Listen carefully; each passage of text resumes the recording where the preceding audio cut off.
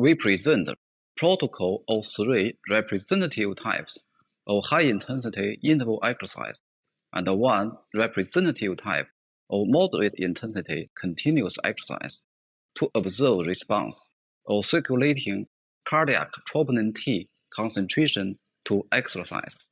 We recruited sedentary overweight females who completed a 10-day training program. This allowed us to work in the early stage of training and target an under-researched group. The frame of cardiac troponin T release provided by the current study is clinicians faced with the challenge of interpreting the biomarker data clinically in the post-exercise setting.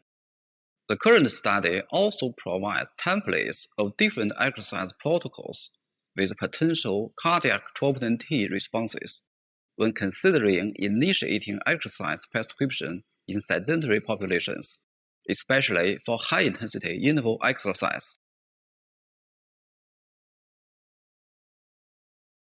Start by assessing maximal oxygen uptake, or VO2 max, of each participant by instructing them to perform a continuous incremental test on a stress testing cycle ergometer.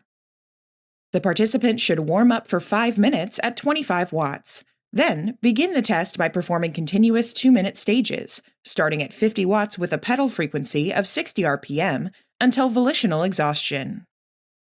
Simultaneously, use a breath-by-breath metabolic analyzer to measure oxygen consumption during the exercise and calculate the VO2 max based on the highest 30-second average value.